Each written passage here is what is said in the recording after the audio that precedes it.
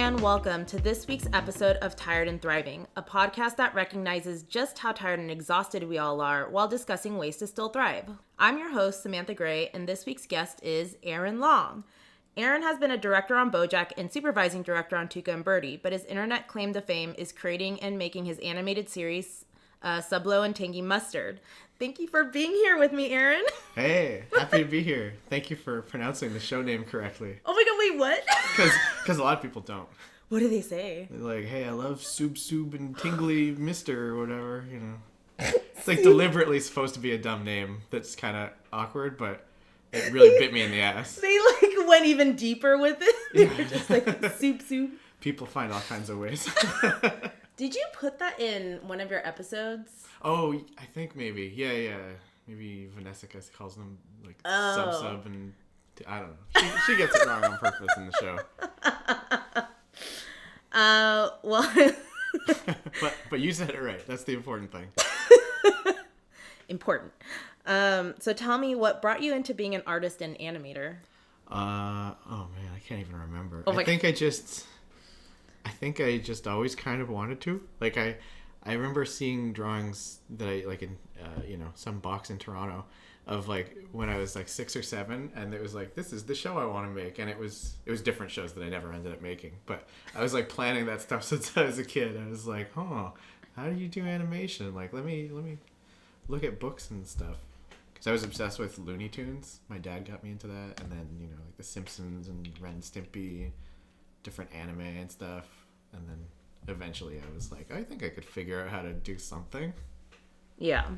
Well, in what ways has art helped you thrive, and in what ways has it made you tired?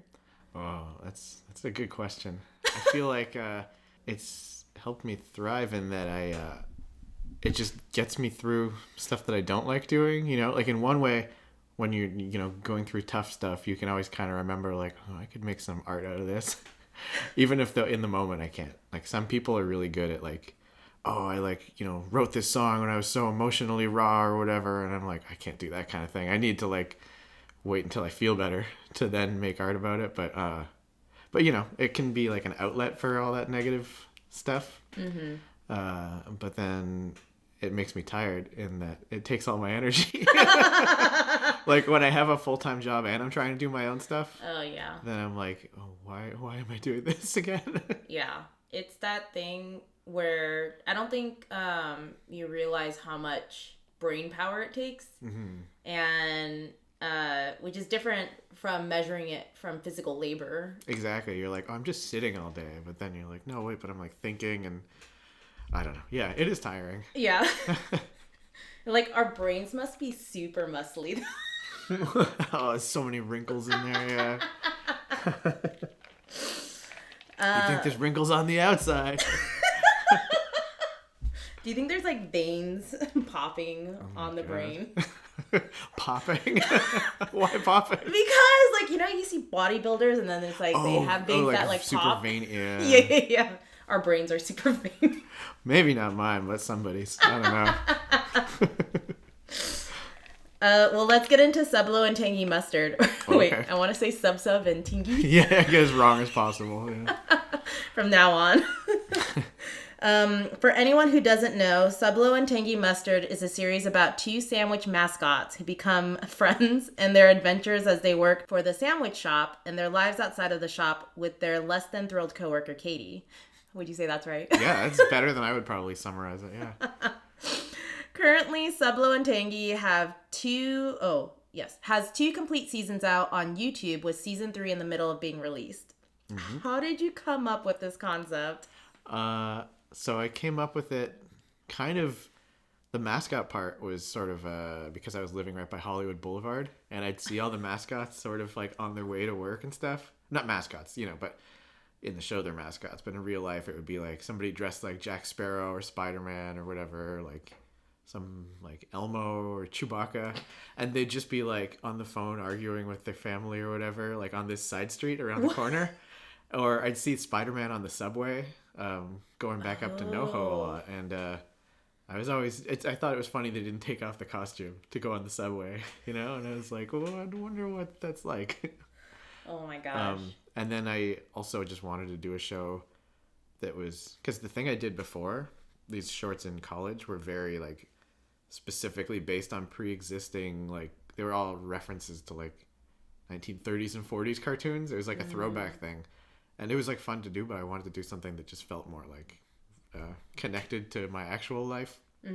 So it's like just about dumb friends in their 20s. I was in my 20s at the time, you know, like hanging out and being stupid, and then like mascots, because I felt like I needed some gimmick. So it wasn't just like, oh, here's the thing me and my friends did 2 years ago. It's like that, but they have mascot suits, you know? It makes you think maybe there's a premise, but there's not really. Well, that's so interesting that you're like, oh, I don't want to just draw people that are just living their life. You wanted that edge of like... Yeah, I felt like it wouldn't be enough to make a show about. Like, I didn't know how to present that, you know? If it was just like, oh, here's some regular people doing regular stuff, which maybe now I would just be more okay with it being like, yeah, it's slice of life. That's what it is. But then I was like, no, it needs some kind of high concept thing. It's not that high a concept, but you know, it's something. Well, the concept that Sublo's feet can't track on the dance floor. I think that's a high concept because it's because of his costume. That's right. Yeah. Oh my gosh. How do you feel about the progression of Sublo and Tangy Mustard since your first episode to now? I feel good about the progression. I feel bad about the beginning ones. Because at the beginning, I feel like with every show that there is, you know, the first few episodes, and especially like the pilot, they're always kind of like, you're not sure what you want the show to be, but you're also not sure how to make that. And you're like, I think this is the show I want to make. But it's like, then you look back and you're like, those jokes aren't the kind of jokes I wanted to make, you know? Like, especially with the pilot, which I didn't really do a pilot. I just kind of started making it. Yeah. But just in like introducing the characters, it's like too early to really get like comedy from who they are. So you just kind of have, or I had just like random jokes like, oh, one of them farted or something. That, you know, it doesn't really come from the characters. Yeah. It just felt like maybe this is a joke because I don't think there have been any others in this scene. In the very beginning. And I was trying to do this arc at the beginning where they didn't like each other at first and then they gradually became friends. And then I kind of like shrink it down so much that by episode 2, they're like, okay, we're going to be best friends. And it's like, why did I even bother with that? They should have just been friends from the start. But I feel like I've progressed with it. Like, to the point where like when I finish each episode, I'm like, oh, I don't know how I could do any more than that. Like that seems like as far as I could take it. And then like just, I don't know, production wise, because it's all me. Yeah. But then, you know, a few months later I look at it and I'm like, that's not that good. I could probably do better. Interesting. Yeah. Do you write out a whole season before you start? Like, what's your process? Yeah, I kind of, I forget when I started the show, I think I did write a few episodes. I wanted to do not just one episode because I wanted it to be a series, but I feel like if I just did one episode, then I wouldn't want to start the next one, you know? So I wrote a few and I was like, okay, I have to at least make these ones. And then I've just kind of kept doing that where I'll like plan a little batch of them and I write them all at once. There's like, you know, at this point, like 8 or 9 episodes. And I kind of always plan like, okay, the same way. I'm like, if I don't want to do any more after this, then this could be a good ending point. But if I do want to, then it doesn't like kill them off or anything. Like I could continue. That's kind of my strategy with it. Yeah. And it helps for records too. And for like feeling like there's a balance to the season where you can be like, okay, I'll write an episode that's focused on this character and doesn't feel like unbalanced because I'm also doing one about this other character, you know? Like there'll be one about Katie, but then there's going to be one about Tito coming up or whoever. Yeah. Night Shift Charlie. Night Shift Charlie? Yeah, he's coming back. With Vanessica? Yeah, Vanessica's got a big episode coming up later on. Oh my gosh. I'm excited for that one. I'm excited for that one too. She's one of my favorite characters. Like Felicia's voicing of her is so funny. And she's just like, she has such weird like reads that it always makes me, you know, it encourages me to like do funny stuff with her like physicality because the line reads are so goofy. I don't know. Yeah, it's a lot of fun. Oh That my character. God. Yeah. Is there is there anyone you base the characters off of in your life, or? Yeah, definitely. I mean, the obvious one is Tangy Mustard is just this friend of mine, Kevin, who's like one of my best friends from high school, and we've just stayed really close the whole time since then. And he's just all Kevin's mannerisms and stuff. He's like a PG version of Kevin, sort of like. Kevin will like quote a lot of TV shows and like get the quotes wrong or whatever, and like he says all this crazy stuff, and so it's kind of like a cleaned up version of how he acts. Oh my god. Kind of. And then Sublo, I feel like, is like a little bit me, a little bit it's Ryan, the voice actor, my cousin who plays him, and a little bit this other friend of ours, and also just sort of annoying. He's just kind of an annoying like loser too. Yeah, he's kind of like the straight edge that like he is kind of straight edge. Which is weird because he wasn't supposed to be like that initially, and then it kind of like initially him and Tangy Mustard were, in my mind, they were like basically the same character, and then just I don't know, hearing how they play them and stuff, I kind of they started to like distinguish themselves more. Yeah. But in the beginning, I was like, I don't know which character this line would make sense for. Basically the same personality. So there's that early episode kind of in response to that where Katie's like, it's so annoying how you guys are like the same. And they're like, what? We're totally different. I'm eating like chips. He's eating a cookie, We couldn't be more different. And then Katie is kind of like different people I've known. Like Heather, who plays her, my friend from Toronto.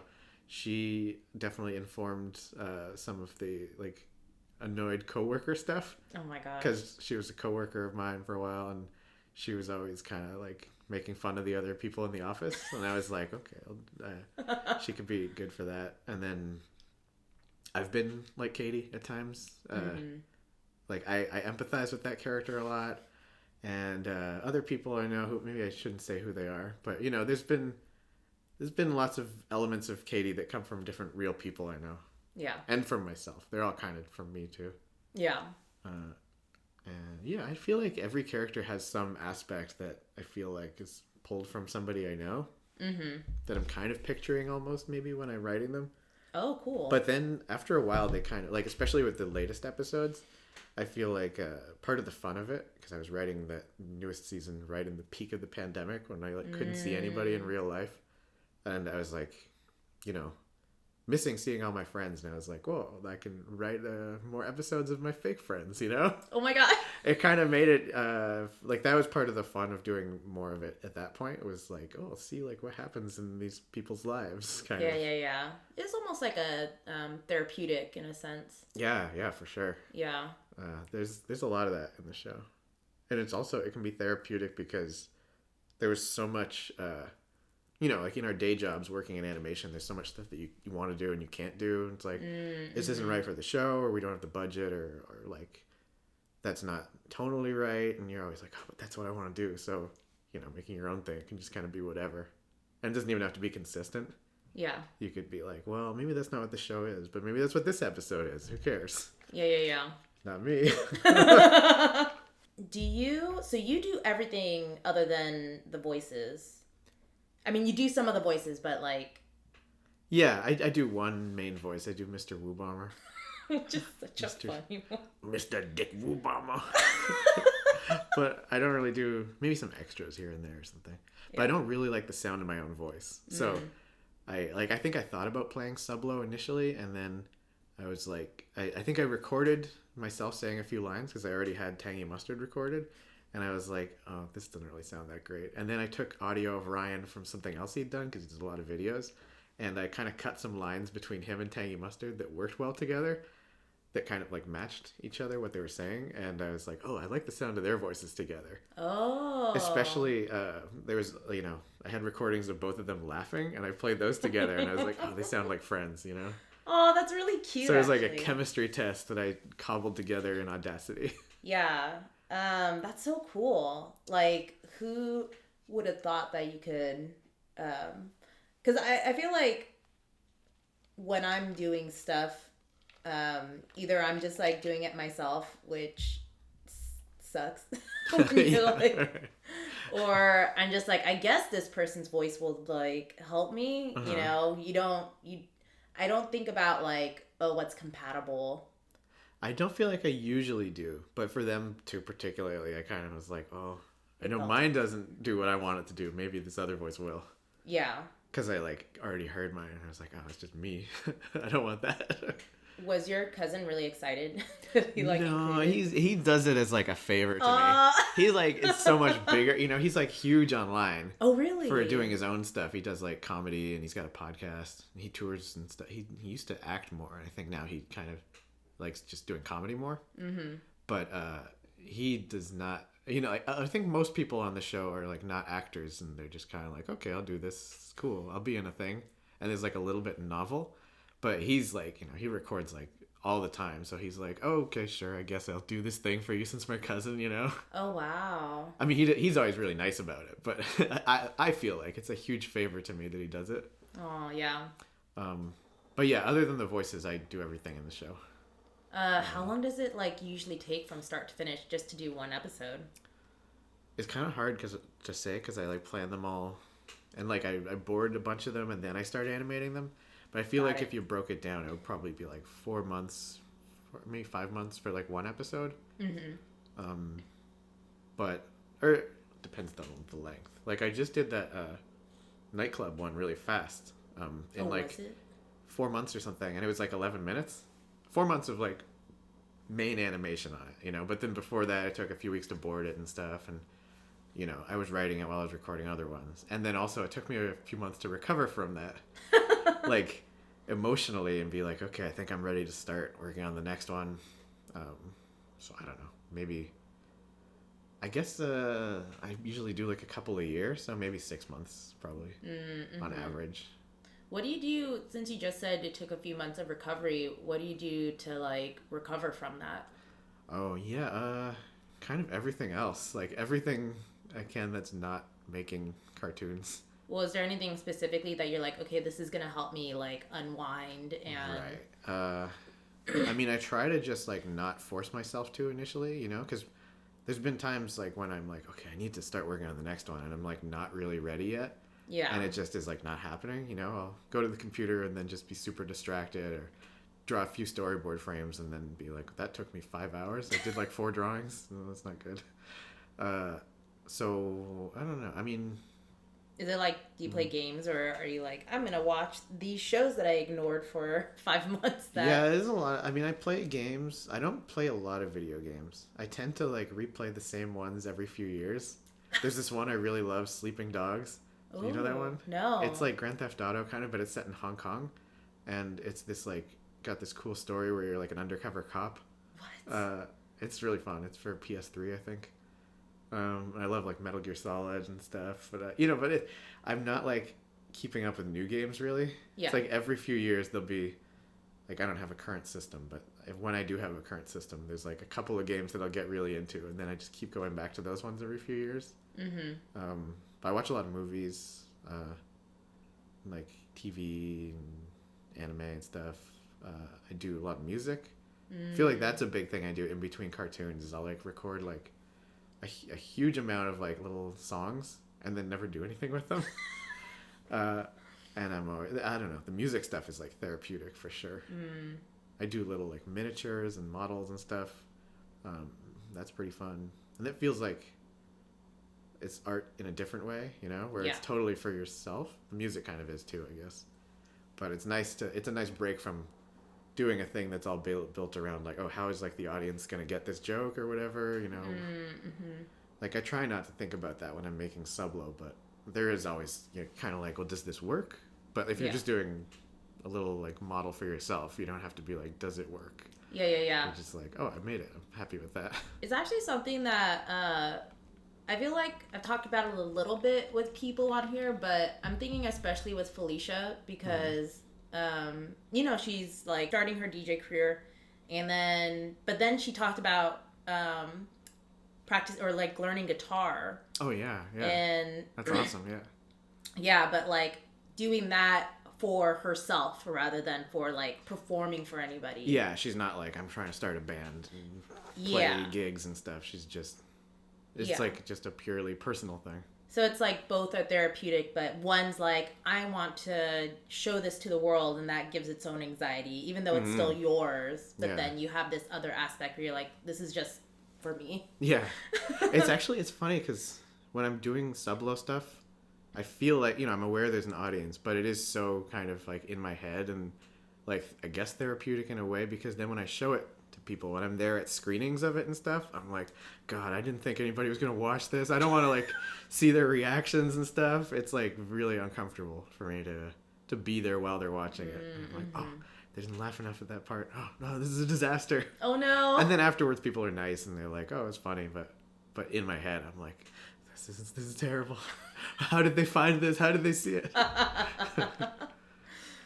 You're like, they just happened to cross and they just needed to fill seats. Yeah. I don't know. I think that's part of why it's not bigger, because I'm so bad at like online promotion, because I guess on some level I like don't want people to see it. I don't want people to see it the wrong way. And like I like it when, even just in stuff I like myself, I like kind of feeling like I stumbled across something almost, and I'm like, oh, this is this cool thing I found, rather than like, oh, like I can't stop seeing ads for this thing, it's so annoying or whatever. So like I mute a lot of stuff on Twitter. My muted words list is just like the list of like every major animated film from the last few years. Like even they're not even like bad movies, but they're just ones that I'm like, oh, I saw 5 people tweet about this in a row. I'm muting it. Oh my gosh. That like brought me onto a tangent, because I was just talking with somebody about poses that are overdone. Oh yeah. Like when you see something that you're like, okay, I thought this was unique like a few years ago, and now everyone's doing it. I get like, I was saying this to somebody else the other day, I get like really irrationally annoyed when I see the same thing. Even if it like makes sense, but like if you see, you're like, everybody always does this pose in cartoons. Yeah. Or like everybody always like draws whatever this way, or like does this same kind of joke. I think I just get like mad when it's like the same thing. But I don't know. It's irrational for sure. Yeah. Or I think it's also very like tailored to our animation brains. Yeah. Well, it's not even just with animation. It's like with music or movies or anything. Mm-hmm. Like, I remember seeing the movie Dodgeball, and there's that joke where the lady goes like, oh, I just threw up in my mouth a little. And then I saw that same line. I don't know if it started there, but I saw the same line in like 10 other things, like word for word. And I'm like, oh, is that just the joke from Dodgeball? Or like, did they just watch the same movie and took that, Yeah. That it's almost refreshing when you do see a new joke and then you're like, oh, like, whoa, look at that. Like, there's this thing I love so much. There's like a screen, or I always say screen cap when I just mean photo. Like, oh, somebody took a screenshot of real life. But the writer's room for that show Workaholics, somebody posted a photo of it where it's full of like cliche comedy jokes that they're like banned from their writer's room. Gosh. And every one of them, I'm like, yes, I fucking hate it when characters say this. Like maybe that was funny the first time I heard it 10 years ago, but everybody always says this on TV shows, and it's like a list of like what not to do. Yeah. It's the best. I love that. It's amazing. I wonder too if it's like a lot of these jokes get recycled because of the more restricted timeline that entertainment has now. I think that's probably part of it, yeah. Yeah, they're just sort of like, oh, well, we need to put something here, and we have to have this script finished by midnight. Mm-hmm. Yeah. I forgot why I went on that tangent, because I wanted to still talk about the subject you were on. What was I talking about? I know. Oh, yeah. Well, like, yeah, what were you? I think it was like that you were just doing, or you watch a lot of movies, and you know what? It doesn't matter. Oh, like getting annoyed about stuff? Yeah, but it's okay. Okay. Okay. So for me, I remember my jaw dropping at Katie's birthday episode, which is in season 1, episode 4. And it felt like you really pushed the show out of the box. I know it was like only 4 episodes in, but But it had such intense lighting to more experimental animation. What was making that episode like for you? That was still like one of my favorite ones to do. Yeah. I kind of like, I thought that was going to be like a weird one-off sort of like change from normal. Like I always wanted a mix of stories where they're just hanging around at work and stories where it's like their regular life. But then that one was such a like departure from like all the work stuff that I was like, oh, the real life stuff is like a lot more fun. I kind of want to just do more of that. So then when I did the second season, I really was like, how can I like still do a mix of both, but try and recapture what I liked about that one. So I think it kind of changed the direction of the show a little bit. But that one was fun because it just felt like everything was new in it. Yeah. It was all like a bunch of new characters and like new environments and stuff. And I think it's always easy, or not easier, but it's more fun to make stuff when you feel like you're doing things that are new to you. It's so hard, because I've tried, to do ones where you're just like, okay, another boring normal one where they're at the restaurant. And then sometimes I'm like, I just can't get excited about this one. And then I end up like not doing it or whatever. Yeah. But it's a lot easier for me to keep working on a thing if it's like uncharted territory for me. Even though, you know, you look at that one and you're like, well, this is all just ripping off Masaki Yuasa. Oh. Like, it's not uncharted territory in general. But for me, it was like, how do I draw a background this way? How do I design a character that does this? Or like trying different kinds of lighting and stuff. That was all fairly new to me. Wow, okay. Yeah, I was like, because I know Masaki Yuasa is such a huge influence for you. But, he's like too big of an influence. I definitely am like, I should not be influenced so much by one person. oh my gosh. Sorry, what were you going to say? Oh no, because I think I had like a question about that. Or, I guess, yeah, I can go into this one. Actually, no, I figured out what we were talking about earlier that made me go like, oh, I want to talk about that a little bit. Oh, yeah. Which is, okay, so you mentioned, like, when, like, marketing, which is so crazy, in terms of, yeah, if you're not marketing your product, people don't get to see it as much. But it's like, I don't know. It's such a mind fuck to me because you're like, I don't want to put in the effort to like post every day and be like, look at my channel, look at my exactly. This is gonna be the best thing you've ever seen. Like, it's tough because that's like work, and also I don't really feel that, you know. Yeah. Like, I have a lot of insecurity that my stuff isn't good enough about, like, you know, to just, you know, to shove in front of people. And because I know that I get annoyed when I keep seeing that. So I'm like, oh, I don't want to be annoying like that, you know? Yeah. But I guess the reality is you kind of have to. I mean, I've just been like hearing so much how, you know, it used to be like people would have marketing teams and people would do that for you. Yeah, but it's like a whole other job. It's a whole other job, but now it's and being put on the creators, like from music artists to artists, every artist of all kinds. Like you have to be the marketer too now, and I think that's really insane. I don't know how that's gonna change at all, or like what other. I mean, I guess if you're an influencer or have enough money, you can just hire somebody. Right, some PR people or whatever. Yeah, you're like content, like, just help me post things. But at the same time, you still have to like make the videos, or if you are an artist, you have to like create the art and more things. And I feel like when you do have people doing that, then you see what they're gonna post and you're like, don't do that. That's gross. I don't want you to post it like that. You know?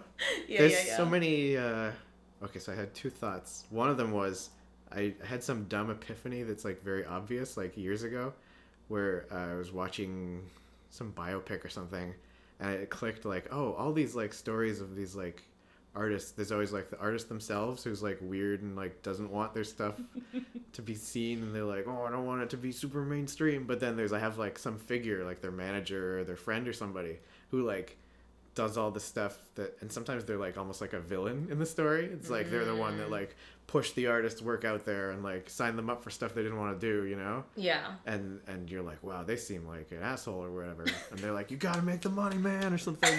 But then you kind of need that, like, Because then you look at the story and you're like, oh, well, if it was just the artist doing what they wanted to do, nobody would have seen their work. Yeah. But yeah, you kind of have to be both sides of that unless you have somebody to do that, which I don't. Yeah. So that's tricky. Man, you saying that just makes me instantly think of Van Gogh and yeah. how, like... Yeah. The fact that he, as an artist, was just, like, by himself, it seemed like. He tried putting it in front of people, and people were like, you're fucking weird, man. Exactly, yeah. That's, like, the thing you're afraid of, right? You're like, maybe I'll try showing somebody, and they're like, what the fuck? You're like, okay, I'm never showing anybody everything again.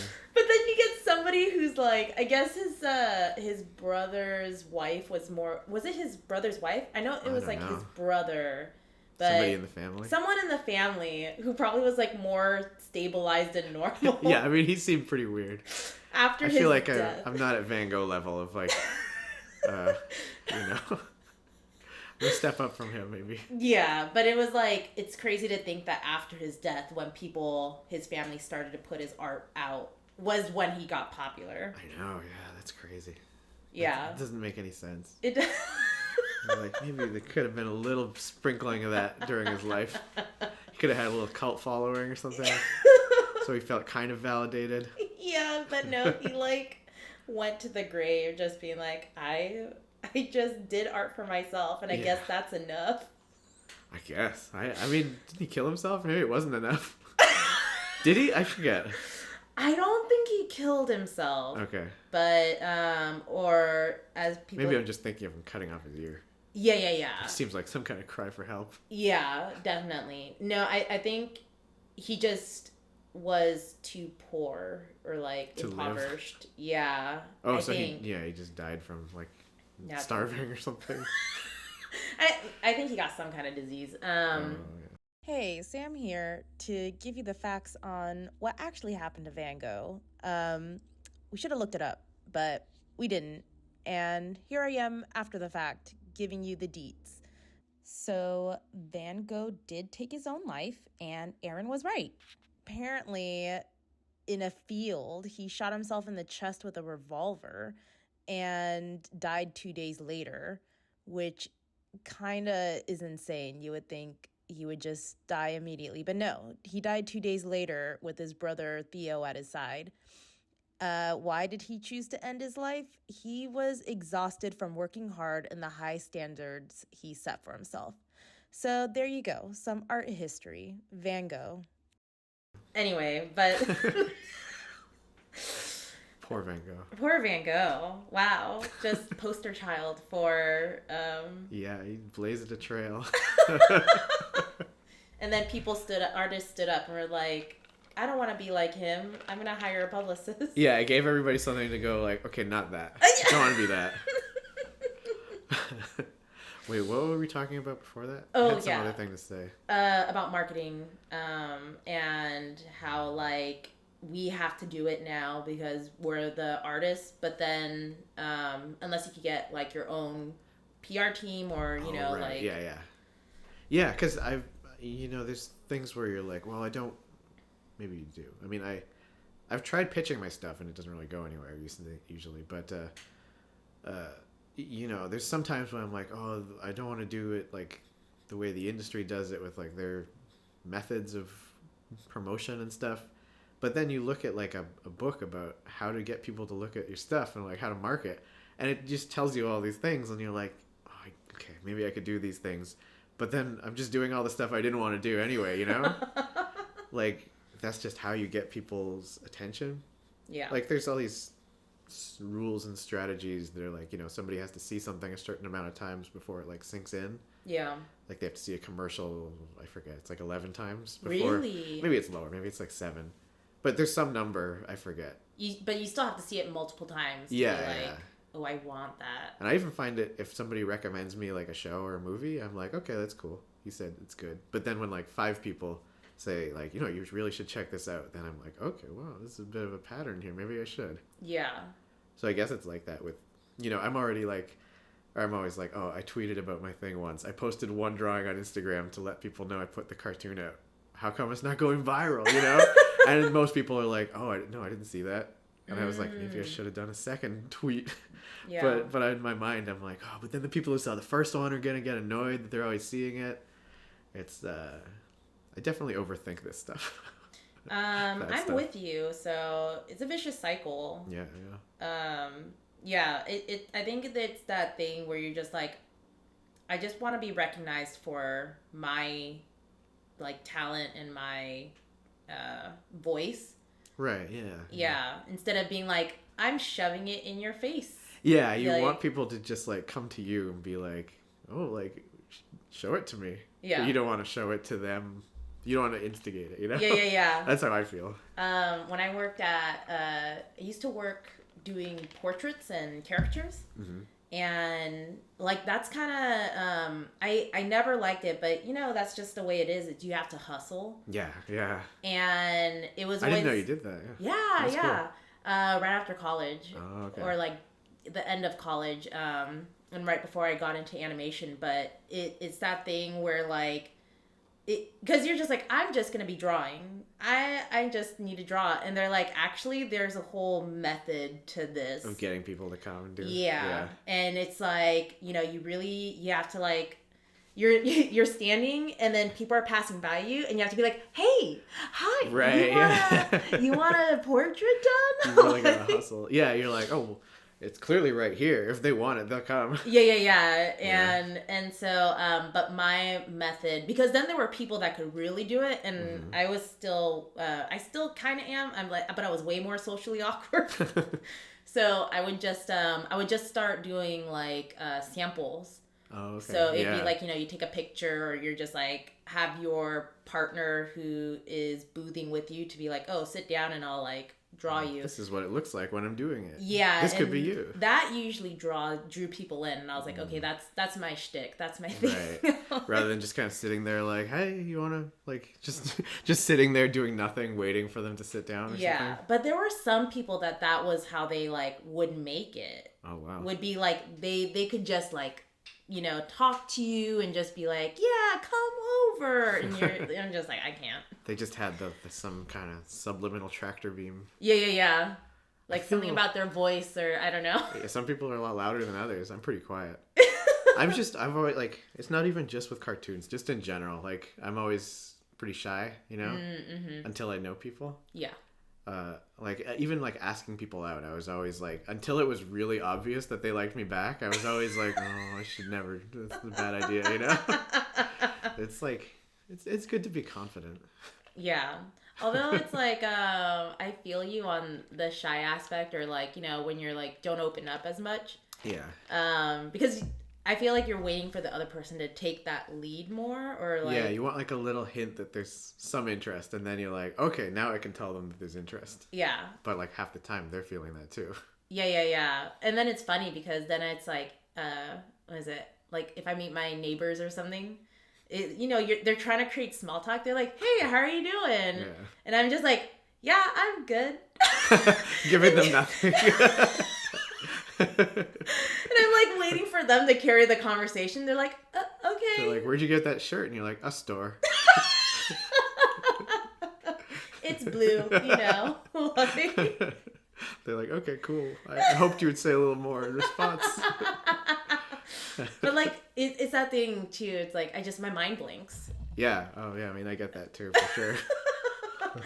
And it's like, wow, I guess they really just don't want to know me. But then I'm like, don't know how I'm coming across too. Or do I just seem like a cold person? Just be like...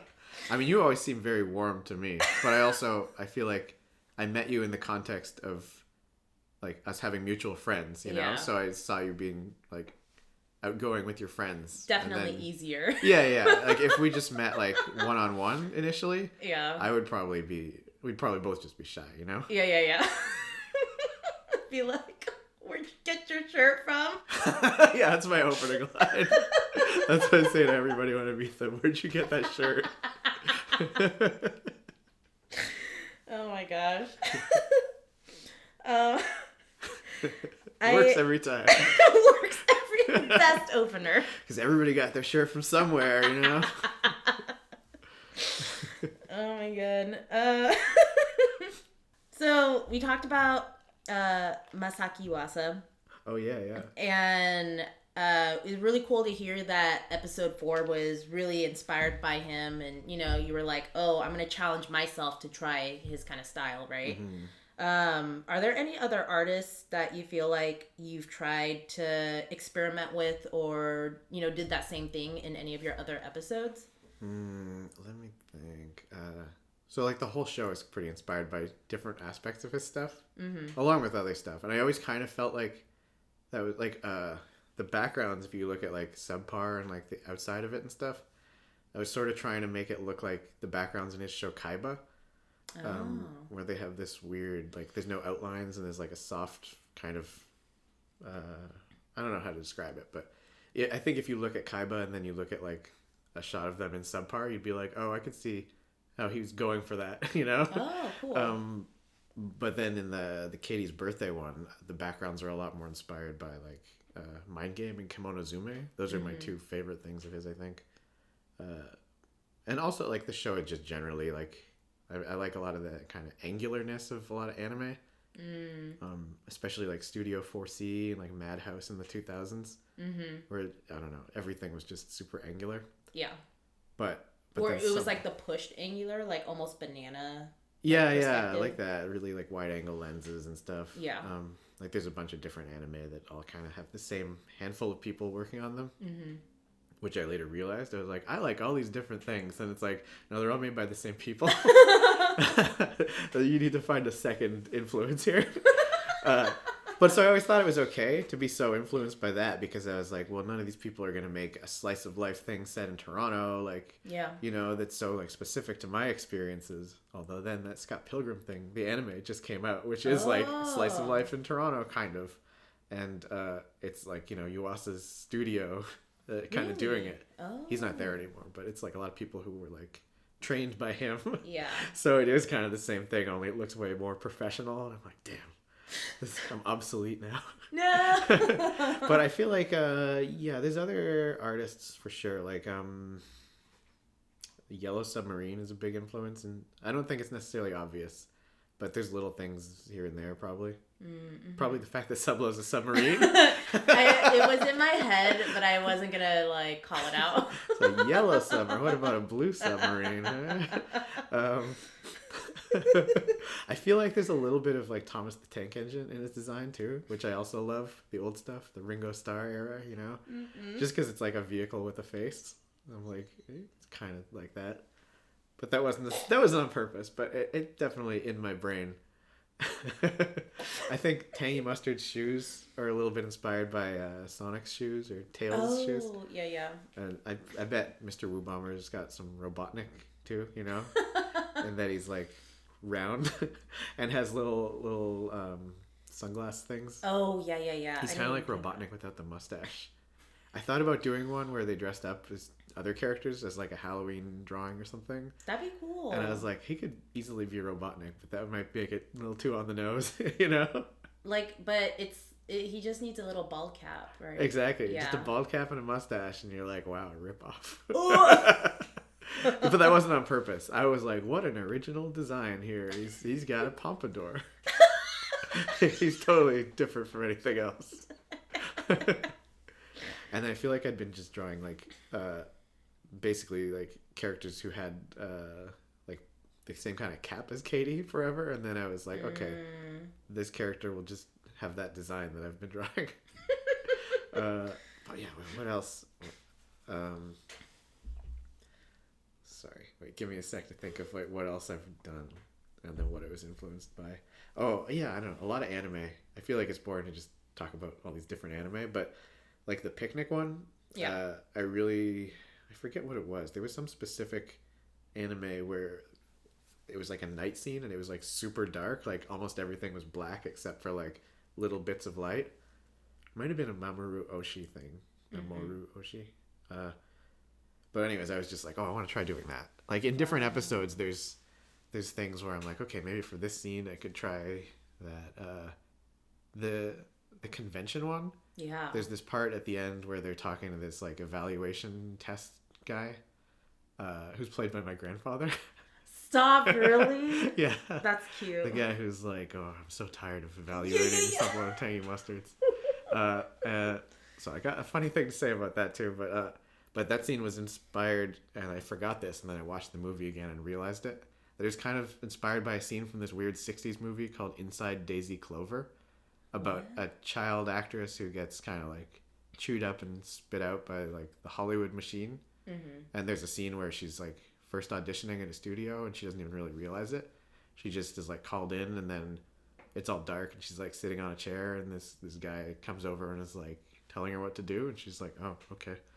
And I saw that scene again like when I watched it recently, and I was like, oh, that's where I got that from. Oh, wow. Because I thought it was like a cool scene in this episode, but then it's kind of just inspired by that. Yeah. But oh yeah, so the thing about my grandfather doing the voice is he would read every line. I just thought he had a cool voice, and he did a voice in one of my really early cartoons too, because he's very like he thinks it's fun that I do cartoons, so he wants to be in it. Or he was okay with being in it when I asked him. He wasn't like pleased, but he was like, oh yeah, your cartoon's cool. So I had him do all the like read the lines. And I know just from talking to him what he sounds like. Yeah. But it turned out he was one of those people that when you read a line, they'll, if the line's like, I'm so mad. I just wanted to say it like that. But he'd be like, I'm so mad. And I'm like, okay. Can you say it more angry? And he'd be like, I'm so mad. But every time I was reading it, it was like that. Yeah. And so then I was like, oh man, what am I going to do? I told him I'd use him in the thing. Aww. But then I realized that in between each line, when he was reading the next line, he would just kind of mumble it to himself to get it in his head. And he'd be like, I'm so mad. And I'd be like, that's perfect. That's what I want. So he'd be like, I'm so mad. I'm so mad. So I just clipped out the parts where he was like announcing it and used his like practice versions for almost every line. That's amazing. I didn't mean to single him out. There's one or two people I think I did that with. Yeah, but I think the grandpa one's like... Yeah, he's not gonna... It's cute. He's not gonna listen or care. Yeah. He's not like, don't tell them, I need more voice He's work. like, oh no, yeah. My reputation. But, yeah, there's been a few people like that sometimes where... Not necessarily in Sublo, but I forget what else. I don't even know what else I've done. There's other things I've done where like, somebody reads the line and they just... You thought they'd have a good voice for it, and then they just go like... I'm going to read this line this way. And yeah. Oh, no, I thought you could act. I just assumed everybody could act. I feel that. I feel like I'm still getting over that with my own stuff. Yeah. Just like hearing your own reads and stuff. Yeah, or like if I'm trying to do a voice, I feel like I do that too. Of like this is my voice now, and I'm just like, where is this fucking coming from? Yeah, like I never talk like this. Yeah. I found when I listen back to my own stuff, I actually still need to re-record some for the new season of Sublo. When I'm like playing Mr. Woo Bomber, I kind of rush through the lines because I'm just doing it myself. I'm not like directing. Nobody's directing me. Yeah. So I'm like, okay, I guess that's kind of all right, but it's too fast. It's like he already knows what the line is, and he's just trying to race through it. So I have to like consciously like slow down and like feel the line when I have to go back and re-record it. Yeah. It's weird. You just assume that you would know how to read your own lines. Right? You're like, I wrote this. I know how he's supposed to say it. Yeah, you're like, it's in my head, but what's coming out isn't the same. But it is actually a skill. Who would have thought that acting was a skill? Who would have thought? Who would have thought voiceover was a skill? Yeah, not A-list celebrities. They don't think it's a skill. Watch those Oscars and they're just like, so cartoons are stupid and it's an easy paycheck, right? Anyway, the nominees are... Cartoons are just for our mindless kids. Like, yeah, oh god, every time they do that, they'll be like, and the winner is this like short about AIDS or something. It's like very adult. Anyway, fuck cartoons. They're for babies. Every time, every Oscars. Or like you said, it's like a really heavy subject about AIDS, and they're like, oh, my kid watches this. Yeah, my kid loves Shrek. Now here's a story about a serial killer. Maybe I'll show it to my kid later. Yeah, sounds like a cute little thing for those cute little babysitter or whatever. Do you feel there is an episode people talk to you about the most, or is there an episode that really started to get your series to gain traction? I think that party one was probably the first one that people got into, and we're like, oh, I saw that party one. That was cool.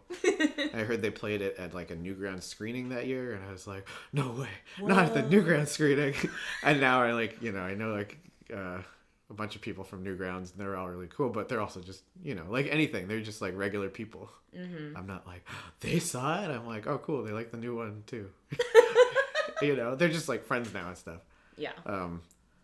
But yeah, the party one, which I felt like made sense because that was that was where it kind of took off to me as well. Mm-hmm. And then people like that convention one, people liked that picnic one, and then probably the nightclub one. I'd say those are the big ones. Yeah. Sometimes people like the art show one too, where actually, what's weird? A few people have said that their favorite episode is the shortest one, which is like 30 seconds. And it's just Sublo and Tangy Mustard like pretending to be fighting each other. And he's like, I'm launching a sub torpedo. And then Tangy Mustard goes like, deploying the Tangy Mustard gas. And he farts on him. And then Sublo starts crying, and that's it. And a couple of people were like, that's the best one. It's like, not the one that I slaved over for months. The one that I shit out in like 3 days. Not the 11-minute one. Yeah. They're like, no, you peaked with 30 seconds. Oh my god, that's amazing. You're like, I guess I should just be making 30-second like. I mean, I definitely know that for sure. If I was putting short stuff on TikTok, I think it would do way better than 11-minute cartoons that somebody's like, what am I supposed to do? Like sit at my computer or like look at my phone? Like, do I put this on the TV? Like, what am I supposed to do with this? When it's longer? Yeah. I even find that with like online shorts. Like if they're like 30 seconds or like even like 3 minutes or something, you're like, okay, I'll just watch this right now. But as soon as it's like 6 minutes or something, I'm like, oh, okay, I gotta kind of make time for this. But it's so short that you don't want to make a lot of time for it. So I have a lot of emails to myself of like, this would be a cool short to watch sometime. But then I don't get around to. I feel like my show fits right into that sweet spot where people are like, don't know what to do with this. They're emailing themselves too. Like, yeah. Probably. That would be nice if they even do that, Oh my gosh. I like to think someone has a whole inbox of just all your shorts. The full playlist of every episode of unread messages to themselves. They're like, when I get time. Yeah. Note to self: watch all of the episodes. Yeah, this probably happened. Yeah. I think I have a lot of friends who have never watched an episode. Like I said, who like will mispronounce it and they'll be like Sublo. And I'm like, if you saw 10 seconds, you know it's Sublo because he's a submarine. Working at a sub shop. Yeah. There's a lot of reasons he's named Sublo, but it's okay though. They're still like being supportive. Yeah. Like I don't care if somebody watches it or not, but if they pretend they've watched it and they're like, great work on Schlango and Jiggly Master, like that's not what it is. They're like that part where they went to outer space. Yeah. Like that was so cool. Right. Like you don't have to pretend. You could just say like, oh, I saw you made that. That's cool or whatever. Yeah. I'm grateful for any nice stuff, I guess. But I guess not that grateful. I'm excited for this one. You've done a lot of experimental animations. One of them being the DMX meets David Bowie. Yeah. I feel like that would be your second internet claim to fame because it has like the most views for sure, of a single video. How did you come up with that? Well, I'm obsessed with David Bowie, or both of them. I'm obsessed with DMX and David Bowie, but like especially there's this period where I kept doing like DMX mashups that I guess has come to an end. I guess I kind of stopped around the time he died. Mm-hmm. But I was doing all these mashups, and then I forget what it was. There was one where I mashed it up with something, and I started like doing some sentence mixing to like get him to say something that fit with the other song. Oh my gosh. And then I was like, oh, I bet I could have him say some other stuff too. And he's just got such a funny voice, because so many times in his songs, he'll like double himself up. He'll like overdub him yelling the same words. So he's got this kind of like... echo effect? Or like a chorus effect or something. Basically, he's just like doubling. But it makes it so funny and when I'm doing the sentence mixing, because he'll just shout random syllables that I take from those bits. But anyway, yeah, I was doing that as like just a weird radio play thing, and then I showed it to some friends at work on BoJack, and they were like, "What is he saying? Like, I don't really get this. Like, I don't understand this whole thing. Like, maybe you should like add a picture, or maybe you should like illustrate this somehow." And I was like, "Okay, maybe I could do it as a cartoon." And then I did, and then yeah, it was like the most successful thing I've done online. Because, I mean, I get it, because it's like pre-existing stuff, Like somebody searches for like DMX on YouTube. Maybe now somebody is, but nobody's looking up like Aaron Long animation, but they'll look up David Bowie or DMX. Yeah. Like I had a Sonic short that I put up one time. Oh yeah, I saw that. Just like shit out really fast. And then like just for fun, just for myself, and then I put it online, and it did like better than any of my Sublo episodes. And I was like, I actually don't want people seeing this because it's bad. So I deleted it, I think. Oh, okay. I saw your other Sonic one. The one where it's the car following. Oh, that thing. Yeah. That was fun. Yeah. That was cool. Yeah. That is pretty cool, actually. Brooke Kiesling posted footage of her driving through the valley, and I was like, "Do you mind if I add Sonic on top of this?" She was like, "Sure. Yeah. Okay. Here's some footage." But yeah, I just did some little shitty thing of like Sonic jumping around, and then that's crazy, because I thought that was just like you thought of the concept and then like took the footage, but no, it was just somebody else. I just saw the footage and I was like, this looks like if Sonic was running in front of this, it would look like Sonic Unleashed or something. One of the games. But yeah, I think DMX meets David Bowie is like the most. Like the thing that people come up and be like, "Oh yeah, I know who you are. You're the guy who made that thing the most." Wow. At like some animation festival, somebody was chatting with them, and then they were like, "Wait a minute, you made that thing?" Yeah. Well, that's pretty cool, because then it also is kind of like their way to see your work. Yeah, I think it definitely drew some people to the Sublo stuff. Hopefully. Mm-hmm. I feel like after I made that one, so many people were like, "You should just do like a series that's just people meeting each other in collage with like sentence mixing and mashups and stuff. Like just keep doing it, but plug. I think people were saying like Freddie Mercury should meet the guy from Death Grips, or like John Lennon should meet. No. But I was like, that would be funny, but it's like I was saying before. I feel like I already did and it's like it would just feel like I was doing the exact same thing again, and I wouldn't finish it probably. You know? I would just be like, oh, I'm doing the exact same one. Yeah. It's almost like, what is it? Like, you're being produced. Yeah. But it's like, well, for no money. Yeah. If there was money involved, then it might be a little easier to motivate yourself to repeat yourself, But when I have Patreon stuff, but like... Or you're like, if if DMX meets David Bowie hits 10 million views, okay. Yeah. But yeah, so with the Sublo stuff, I feel like even though it is like a series, it doesn't feel too repetitive to me, because each episode there's like, we're like learning something new about one of them, or like they go to a new place. Like there's some new aspect that makes it more exciting to me. Yeah. But there have been ones where I wrote just like, I gotta do some more where they're just hanging out at Subpar. And those ones are like the hardest to follow through on, because halfway through I'm just like, I feel like I already did this. Okay, well, let me start the next one. Yeah. Is there anything recently or in the past couple years that has helped you thrive and feel passionate about life, or like feel reinvigorated? Not too much. Occasionally there's like, I'll discover, actually I feel like every once in a while I'll discover some artist or like musician or something, or like a filmmaker who like really inspires me and kind of rejuvenates me. And it's like, oh yeah, I do like stuff, Yeah. Because you just start to get used to like, oh yeah, these are the artists I like or whatever, and their stuff is great, but you kind of just start to get used to it. Yeah. And then I don't know, discovering new artists really like it reminds me like why I like making art. Yeah. And reminds you like, oh, this is the effect it can have on you, Yeah.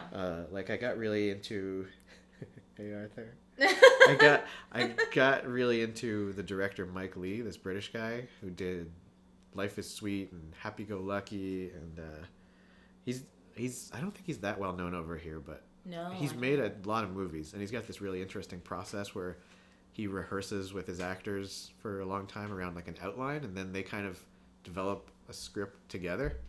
Oh. And then they film it eventually. Wait, so it's not like improv? Yeah, it's not really like he has an idea for a story, but he'll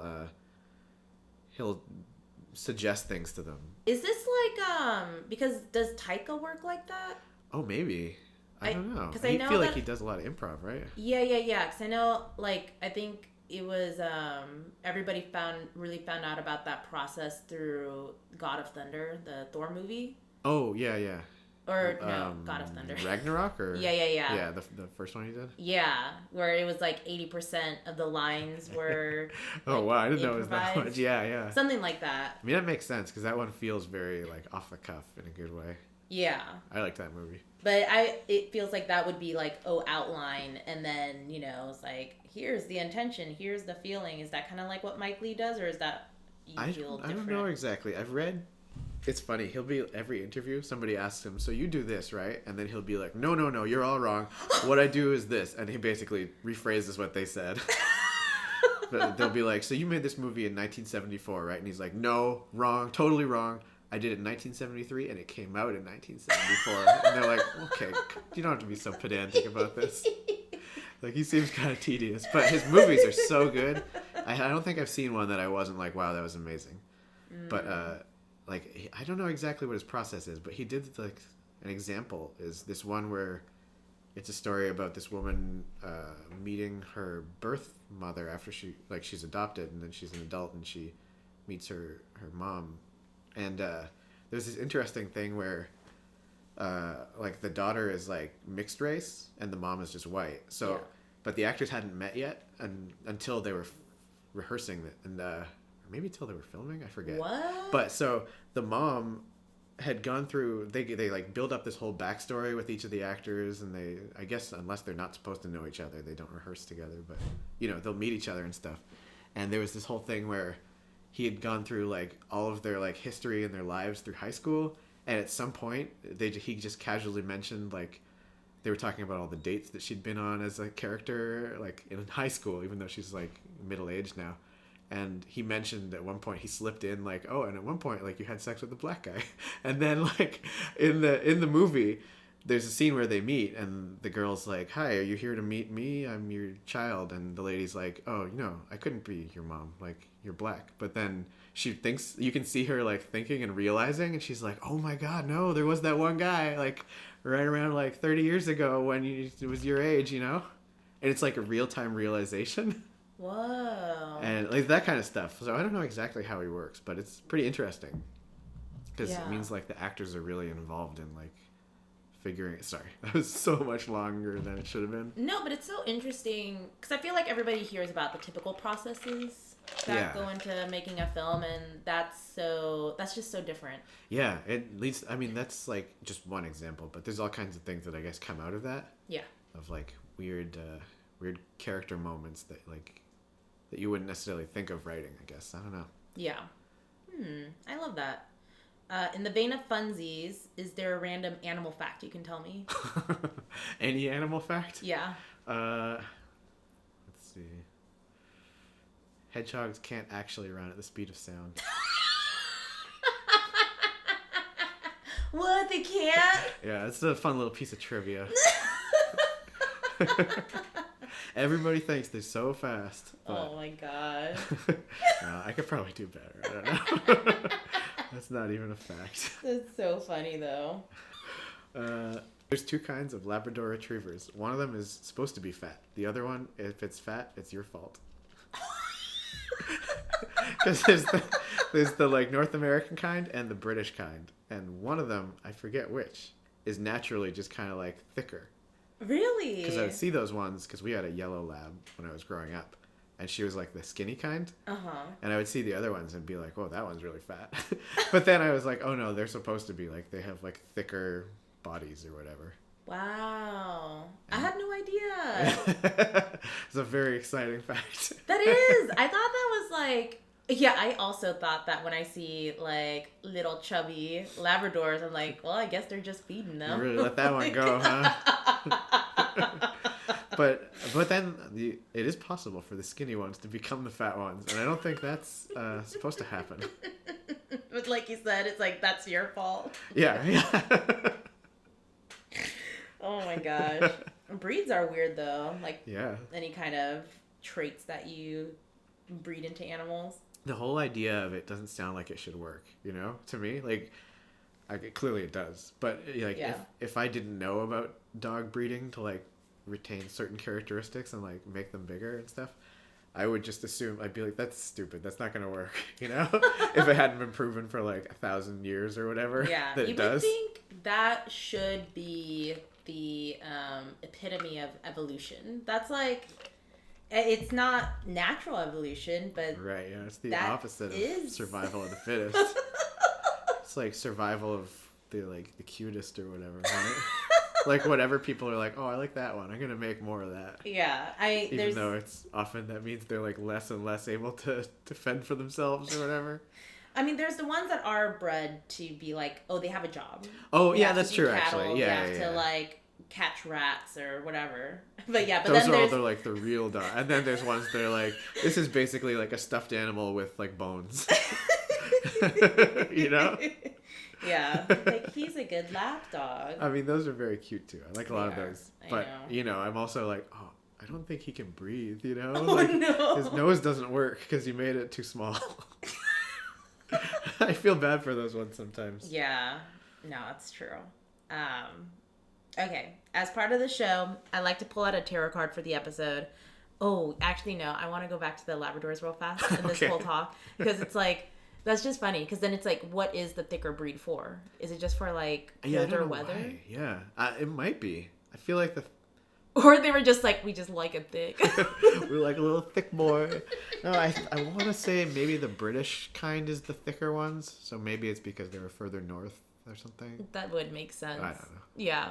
Anyway, we got some thick boys. Yeah. And we're happy. Yeah, I'm grateful for all of those. Actually, grateful for all dogs. Yeah, I love dogs. And cats. And cats. You don't have to just be one kind of person. Yeah, that's true. I know. Arthur looked at both of us. He glared at me when I said I like dogs. He's like, excuse me. What the fuck did you just say? I let you pet me before. Now you come out with that shit. Oh, he does look mad. He's like, why did you slight me? I'm sorry, Arthur. As part of the show, this is too much fun. We're having so much fun. Yeah. I like to pull out a tarot card for the episode. Oh, cool. Because who knows? Maybe you'll need to hear it today or keep it in the back pocket for the future. So, I've been using the Universal Fantasy Tarot cards. Actually, Josh gave these to me. Oh, awesome. Yeah. Ooh. Yeah, I love Josh. He's the best. I love you, Josh, if you're listening. Josh, we love you. He knows. Okay, so I'm going to shuffle the deck, and you tell me when to stop. Okay. All right. Stop. Okay, and then you're going to pick a card. The King of Cups. Whoa, that's cool. Whoa. Yeah, I like this. And he's got like a little drumstick or something. Or some kind of cup stick. Drumstick. He's just eating. But yes, he is carrying a cup. Oh wait, it's cups? Yeah, chalices. King of Cups. I just said cups, and I was like, wait, is it cups? He's got like water raging all over him. I know, he looks like King of the Ocean. He's like Poseidon. It's like yeah. So it says, to be understood may be more difficult than imposing our authority with force. I feel like I could relate to that, yeah. It's just what we talked about. Exactly, yeah. Like with marketing. Wait, read it one more time. Oh my god. He just put both his hands on my knee. Oh, jeez. It's like you're stretching, but like... Yeah. Trying to tell me something.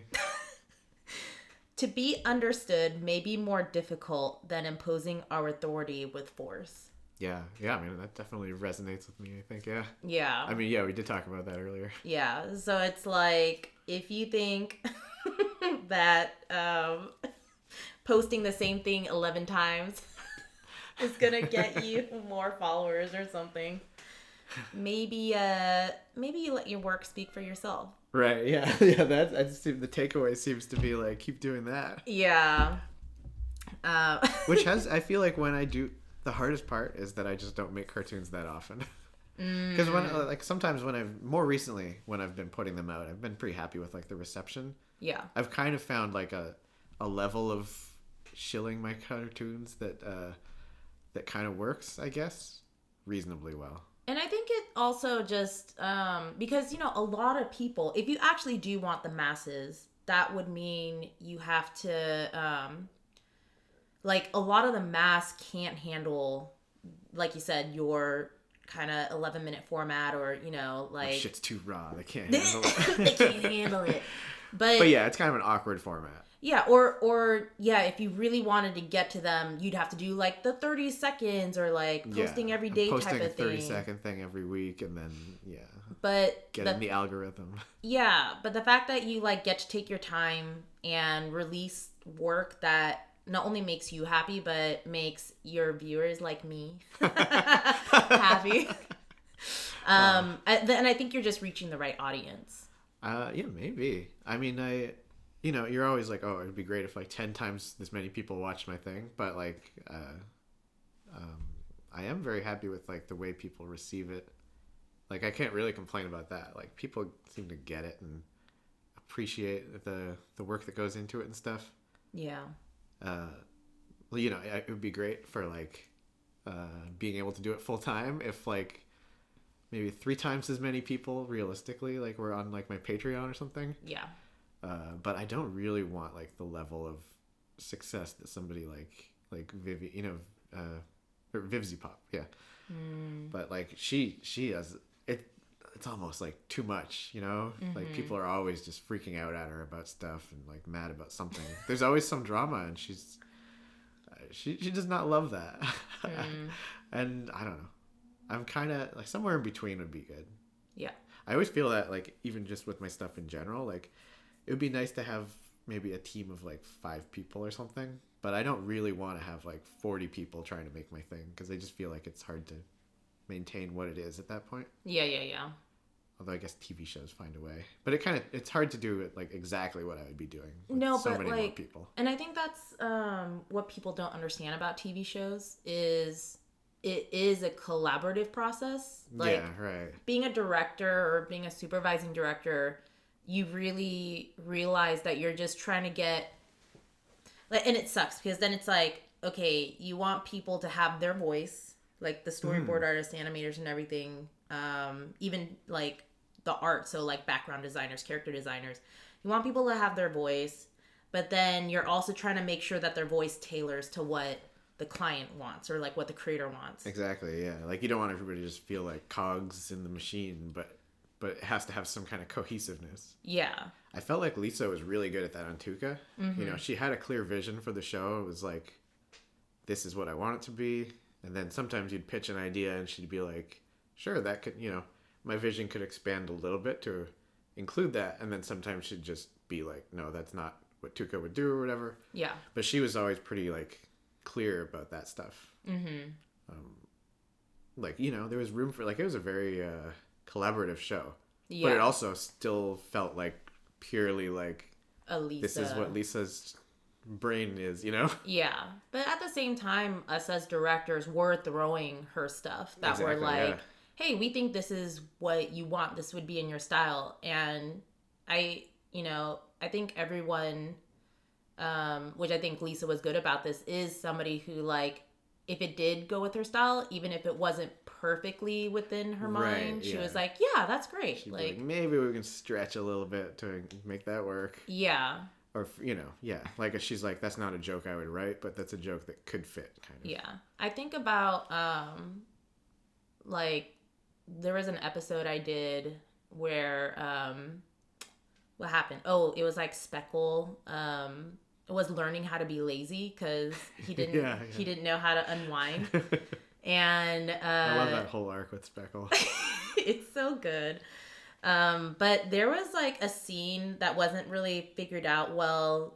Like when I handed it off, I was just like, well, this is like a scene. I gave it to, what's his name? Carl? Oh, yeah. And it's supposed to be that the skateboard comes to life in Speckle's mind and is like talking to him. And Carl went so hard on it. I was just like, well, okay. Guess this whole episode's about this now. This 20-minute scene you did.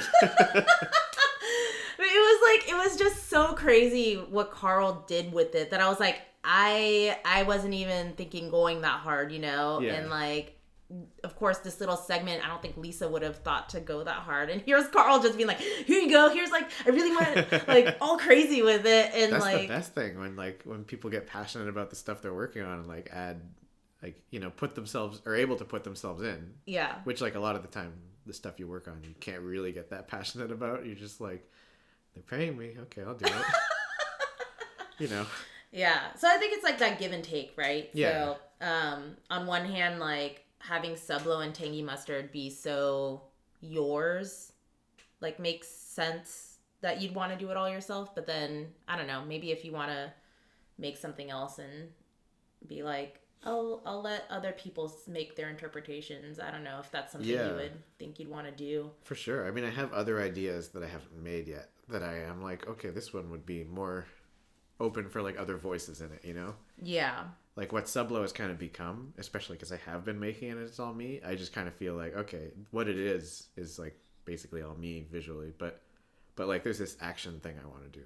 It's still so vague, so I don't want to like describe it, but you know, it's just there's more room in that idea for like people to add their own things to it. Yeah, but just remember, to be understood may be more difficult than imposing your authority. That's true. Wise words from the King of Cups. Bringing it back. There's like an episode I did earlier with this musician where like his card was the strength card. Mm-hmm. And it was just so funny because like the first sentence is, there are no enemies, only lovers yet unknown. Whoa. I mean, it's a good message, yeah. But we like kept bringing it back to that.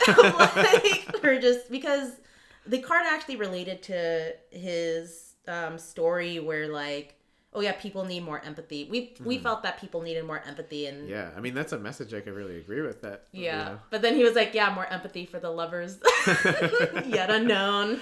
And I thought that was so funny. Yeah. Okay. Thank you so much, Aaron, for being here and talking with me. Is there anything you want to promote about yourself, and is there someone somewhere you want people to find you? I have a Patreon that I haven't actually done anything worthwhile on for a few months now. But when I post stuff, it's going to be, especially on there, I kind of post stuff everywhere, but it's patreon.com/Aaron Long. And I got a YouTube channel where I post all my cartoons, which I think if you type Aaron Long cartoons, you know, Aaron Long animation, it would come up. But I think it's just like youtube.com/Aaron Long 1. Because Aaron Long was taken by I'll put it in the show schmuck. notes. Oh. Aaron Long is always taken by somebody who's like on Twitter, the Aaron Long account is like registered in 2007, made one tweet that was like, I like toast, and then never tweeted again. You're like, man, if I could have that account, I'd rule Twitter. Well, Twitter's garbage now, but I know, yeah. Oh, X. Anyway, yeah, X. Sorry, I'm sorry, Elon. Sorry, Elon. It's X. Whatever. But yeah, Patreon, YouTube. I'm on Instagram at _Aaron_Long, I think. You want me to check? Yeah, sure. I mean, if you type Aaron Long, I think it comes up. But yeah. It does for me, because it knows that that's me. You know, like when I log on, it's already right there. Yeah, it is _Aaron_Long. Cool. But yeah, I don't know. Watch my cartoons. I guess that's it. That's the lesson of the King of Cups, is just watch. We're not forcing you to. We're not forcing you to, but we strongly suggest. Yeah. It's a gentle recommendation. Gentle recommendation. Which I think fits the tone of Sublo and Tangy Mustard. It's a pretty gentle show. Well, sadly, we are at the end. Thank you so much for tuning in. If you enjoy this podcast, please follow or subscribe. You can also follow Tired and Thriving on Instagram at Tired and Thriving, all one word. There you can reach out, give feedback, or maybe let me know how you've been uniquely thriving. You can also reach out through email at tiredandthriving@gmail.com. Thank you again, and I hope you all have a thriving week. See you next time.